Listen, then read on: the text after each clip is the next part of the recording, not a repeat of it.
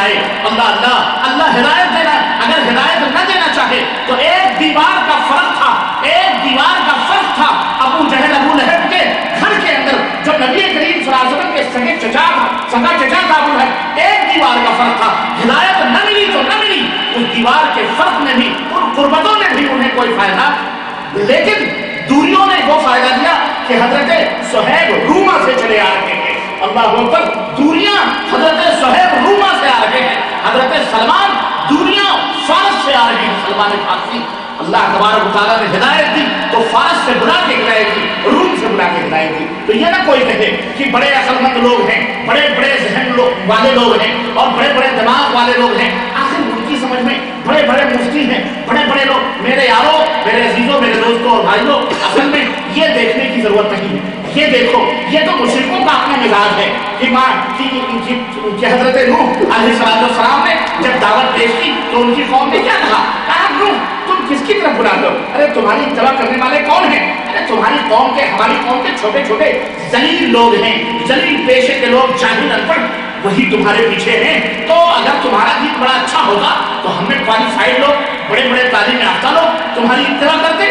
یہ دیکھو, ہم میں روسا ہیں, ہم میں عمرہ ہیں, ہم میں سردار ہیں, ہمیں بڑے بڑے جو ہے ذہین لوگ ہیں, لیکن تمہاری دعوت کو نہیں مانتے. تمہاری دعوت کو سڑک چھاپ لوگ مانتے ہیں, چلتے پھرتے لوگ, فقیر فقراء. جاؤ تم اپنی دعوت دوسرے کو دیتے رہو, ہمیں ڈسٹرب کرنے کی ضرورت نہیں ہے, نہ ہمیں ڈسٹرب کرو.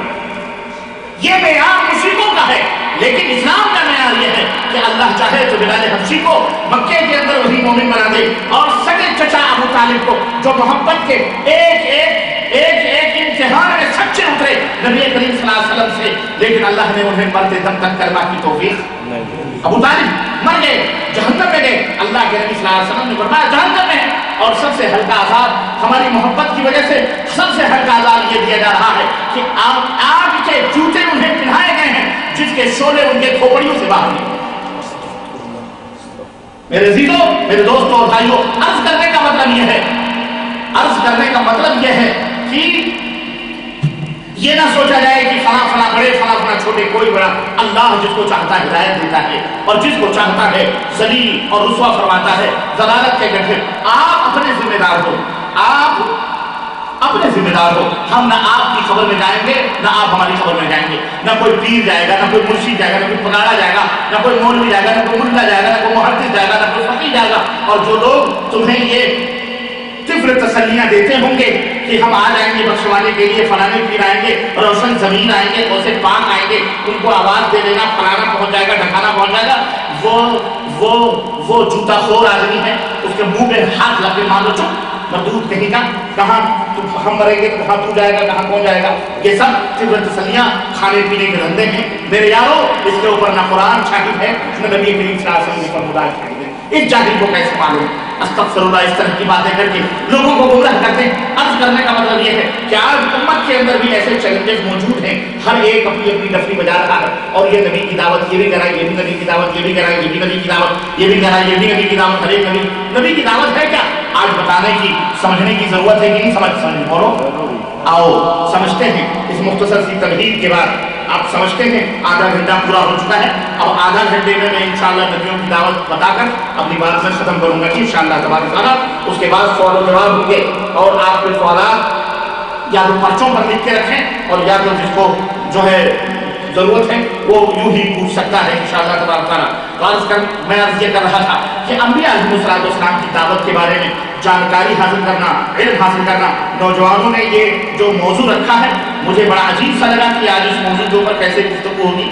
ایک چھوٹی سی بات ہے, اس کو بیان کرنا ہے, لیکن پھر میں نے جب غور و فکر کرنا شروع کیا, آیات قرآنیہ کو دیکھنا شروع کیا, تو مجھے حیرت ہوئی کہ اللہ اس کی تو بڑی سخت ضرورت تھی. اور الحمدللہ آج انشاءاللہ تعالیٰ نبی کی پیاری پیاری امت کے سامنے اس موضوع کو انشاءاللہ ہم رکھنے کی کوشش کریں گے کہ ہر ایک کہہ رہا ہے ہماری دعوت قبول کرو, ہماری دعوت قبول کرو, ہماری دعوت قبول. ہم نبیوں کی راہ پر چل رہے ہیں, یہی نبیوں کا طریقہ ہے, یہی نبیوں والی جماعت ہے.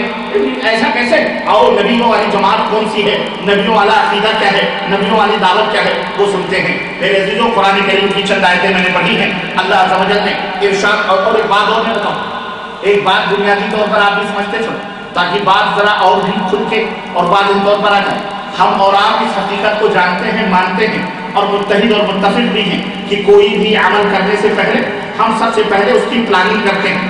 بغیر پلاننگ کے، بغیر تخطیط کے، بغیر کسی بنیادی طور پر مشورے اور غور و فکر کے ہم ایسے کوئی کام نہیں کر پاتے. ایک چھوٹا سا گھر بنانا ہوتا ہے یا چھوٹی سی مسجد تعمیر کرنی ہوتی ہے، آپ انجینئر کے پاس جاتے ہیں یا کم از کم آپ اپنے ہی دماغ سے بیٹھ کر اپنی مرضی سے چند لائنیں کھینچتے ہیں، مستری کو بلاتے ہیں، کاریگروں کو بلاتے ہیں، مجھے مسجد چاہیے، مجھے گھر چاہیے، یہاں روم ہو، یہاں باتھ روم ہو، یہاں فلاں ہو، یہاں فلاں. اس کے بعد کیا ہوتا ہے؟ چھت لگا دی جاتی ہے. بولو، اس کے بعد فوراً چھت لگا دی جاتی ہے؟ نہیں، اس کے لیے بنیاد کھودنا پڑتی ہے اور بنیاد کھدانے سے پہلے جیب گرم کرنا پڑتا ہے، پہلے نوٹ مہیا کرنا پڑتا ہے، وہ دولت حاصل کر کے جیب میں بھرنا پڑتی ہے. اس کے بعد بنیاد کھدتی ہے، بنیاد کے بعد دیوار بنتی ہے، پھر اس کے بعد چھت لگتی ہے، پھر اس کے بعد اسلام کی مثال یہی ہے. میرے بھائیوں، اللہ تبارک و تعالیٰ نے بھی حضرت آدم سے لے کر کے حضرت نوح علیہ السلام تک کوئی مشرک نہیں سمجھ آئے؟ حضرت آدم سے لے کر کے حضرت نوح علیہ السلام تک شرک کا وجود ہی نہیں تھا. دنیا میں کوئی مشرک ہی نہیں تھا. سارے مومن تھے، سارے موحد تھے، سارے ایک اللہ کی عبادت و بندگی کرنے والے. سمجھ آئی کہ نہیں آئی؟ قوم نوح سے نوح علیہ السلام کی قوم میں شرک پیدا ہوا اور وہاں سے رسولوں کا سلسلہ شروع ہوا. وہاں سے رسولوں کا سلسلہ شروع ہوا. چنانچہ حضرت نوح علیہ السلام سب سے پہلے رسول ہیں. رسول کس کو کہتے ہیں اور نبی کس کو کہتے ہیں؟ نبی اس کو کہتے ہیں کہ جس کو اللہ تبارک و تعالیٰ جس کے پاس اپنی وحی بھیجے اس کو کیا کہتے ہیں؟ نبی کہتے ہیں. اس کو نبی کہتے ہیں. جس کے پاس اللہ کی وحی آتی ہے اس کو نبی کہتے ہیں. وہ کوئی شریعت وہ کوئی دوسری شریعت لے کے نہیں آتا، وہ نبی ہوتا ہے، اللہ کے حکم کا پابند ہوتا ہے، قوم کو وہ باتیں بتاتا ہے. لیکن جو رسول ہوتا ہے وہ نبی بھی ہوتا ہے، رسول بھی ہوتا ہے. نبی اس طرح ہوتا ہے کہ اس کے پاس اللہ کی وحی، اللہ کا پیغام آتا ہے، اور رسول اس طرح ہوتا ہے کہ وہ اپنی دوسری شریعت لے کر کیا کرتا ہے، اس کی شریعت مختلف ہوتی ہے. اگلے نبی سے اس کی شریعت کیا ہوتی ہے، اگلے رسول سے پچھلے اس کی شریعت کیا ہوتی ہے، تھوڑی مختلف ہوتی ہے. دلیل ابھی قرآن کریم میں بتاؤں گا. لیکن بنیادی طور پر جو معتقدات ہیں، عقائد ہیں، وہ ایک ہی ہوتے ہیں. شریعت، عمل کے احکام جو ہیں، زندگی گزارنے کے جو احکامات ہیں وہ مختلف ہوا کرتے ہیں، لیکن منہج جو ہے، جو اصول ہے، وہ سب نبیوں کا ایک ہی اور رسولوں کا ایک ہی ہوتا ہے. سنو، میں عرض کر رہا تھا کہ اللہ تبارک و تعالیٰ نے جب قوم اللہ کے بندوں کے اندر بگاڑ پیدا ہوا تو رسولوں کا سلسلہ جاری فرمایا. رسولوں کا سلسلہ جاری فرمایا اور رسولوں کا سلسلہ جاری فرما کر قوم کے اندر بگاڑ کئی ناحیوں سے پیدا ہو چکا تھا. کہیں ناپ توڑ میں کمی تھی، کہیں آپس میں ہم جنسی کر رہے تھے، کہیں برائیاں کر رہے تھے، قتل و غارت گری ہو رہی تھی، اور بھی دیگر معاصی اور ظلم کے اندر اللہ کے بندے ڈوبے تھے. لیکن اللہ تبارک و تعالیٰ نے سب سے پہلے بنیاد کو درست کرنے کی فکر فرمائی، اور اللہ تعالیٰ نے جتنے بھی انبیاء اور رسولوں کو بھیجا یہی حکم دیا کہ پہلے بنیاد درست کرو. بنیاد، چنانچہ آؤ ہم تمہیں بتاتے ہیں قرآن کریم کے حوالے سے. گویا اللہ تبارک و تعالیٰ کے یہاں بھی بنیاد کی کافی اہمیت ہے اور اس کی کافی قیمت، قدر و قیمت ہے. اللہ کے چنانچہ اللہ کے رسول صلی اللہ علیہ وسلم فرماتے ہیں کہ بنی الاسلام علی خمس، اسلام کی بنیاد اور اساس 5 چیزوں کے اوپر رکھی گئی ہے. تو یہ ہے شہادت اللہ الہ الا اللہ، شہادت اللہ الہ الا اللہ وان محمد رسول اللہ واقام الصلاۃ وایتاء الزکاۃ وصوم رمضان والحج. اللہ تعالیٰ، اللہ کے نبی صلی اللہ علیہ وسلم نے فرمایا کہ 5 بنیاد ہیں اسلام کی. سب سے پہلے کلمہ شہادت، اس کے بعد نماز، اس کے بعد روزے، اس کے بعد حج، اس کے بعد زکات. یہ 4 چیزیں گویا یہ کلمہ توحید کا مظہر ہے. یہ 4 چیزیں گویا 5ویں چیز جو کلمہ توحید ہے، جو دل کے اندر اس کا مظہر ہے، یعنی اس کا عکس ہے، اس سے پتہ چلتا ہے کہ آدمی مسلمان. اسی طرح تو یہ بنیاد ہے اور اساس. اور اللہ کے رسول صلی اللہ علیہ وسلم نے فرمایا کہ من قال لا الہ الا اللہ وکفر بما یعبد من دون اللہ، جس نے لا الہ الا اللہ پڑھ لیا اور اللہ کے سوا جن معبودوں کی عبادت کی جاتی ہے ان کا انکار کر دیا، تو اللہ کے ہاں اس نے اس کا خون، اپنا مال، اپنی جائیداد، اپنی عزت و آبرو محفوظ کر لی، اور اس کا مسلمانوں کے اوپر حرام ہے اس کا مال، اس کی آبرو، اس کا خون، اور الا بحق اللہ، سوائے یہ کہ اللہ کے حق میں اگر کچھ مخرج کرتا ہے تو اللہ تعالیٰ اس کو دے گا۔ اس طرح سے، اور ایک حدیث میں اللہ کے نبی نے فرمایا کہ من قال لا الہ الا اللہ دخل الجنہ، جس نے لا الہ الا اللہ کہا وہ جنت میں داخل ہوا۔ اور ایک تیسری روایت میں آتا ہے کہ اللہ کے رسول صلی اللہ علیہ وسلم نے فرمایا کہ من قال لا الہ الا اللہ صادقا من قلبہ، جس نے لا الہ الا اللہ اپنے سچے دل سے کہا، اپنے سچے دل سے کہا، وہ جنت کے اندر داخل ہوا۔ تو عرض کرنے کا مطلب یہ ہے کہ یہ اساس ہے، یہ بنیاد ہے۔ اللہ تبارک و تعالیٰ نے اسی نبیوں اور رسولوں کو جب بھیجا تو یہی حکم دیا، کیا؟ سنو، اللہ تعالیٰ نے فرمایا لقد ارسلنا نوحا یعنی اس سے پہلے تمام نبیوں کے بارے میں اللہ تبارک و تعالیٰ نے ارشاد فرمایا وَلَقَدْ بَعَثْنَا وَمَا أَرْسَلْنَا مِن قَبْلِكَ مِن رَّسُولٍ إِلَّا نُوحِي إِلَيْهِ أَنَّهُ لَا إِلَٰهَ إِلَّا أَنَا فَاعْبُدُونِ۔ یہ ایک عام حکم ہے۔ اللہ تعالیٰ نے فرمایا کہ اے میرے نبی، ہم نے آپ سے پہلے جتنے رسولوں کو بھی دنیا کے اندر بھیجا ہے، ہم نے آپ سے پہلے جتنے رسولوں کو بھی دنیا کے اندر بھیجا ہے، یہی بات ان کو وحی کی ہے اور یہی بات ان کو بتلائی ہے۔ کون سی بات؟ کہ لا الہ الا انا، نہیں ہے کوئی معبود برحق الا انا، سوائے میرے، فاعبدون، تو اے لوگوں صرف میری عبادت و پیروی کرو۔ یعنی حضرت حبیب کریم نبی رحمت صلی اللہ علیہ وسلم سے پہلے، آخری نبی سے پہلے جتنے بھی رسول آئے، اللہ تعالیٰ نے قرآن کریم میں فرمایا کہ ان کی دعوت ایک تھی، اور وہ دعوت کیا تھی؟ توحید باللہ کی دعوت، اللہ عز و جل کی طرف لوگوں کو بلانے کی دعوت۔ اس کے بعد اللہ تعالیٰ نے فرمایا وَلَقَدْ بَعَثْنَا فِي كُلِّ أُمَّةٍ رَسُولًا، ہم نے ہر قوم کے اندر رسول بھیجا، اور ہم نے ہر قوم کے اندر پیغمبر بھیجا۔ کیوں بھیجا؟ ان اعبدوا اللہ، تاکہ وہ اللہ کی عبادت پر لگی، واجتنبوا الطاغوت، اور طاغوت سے بچیں، جتنے بھی طاغوت ہیں ان سے پرہیز کریں۔ فمنہم من ھدی اللہ، تو قوموں میں کچھ ایسے تھے جنہیں اللہ نے ہدایت دی، ومنہم من حقت علیہ الضلالہ، اور کچھ ایسے تھے جو ضلالت و گمراہی کی راہوں پہ چلے گئے۔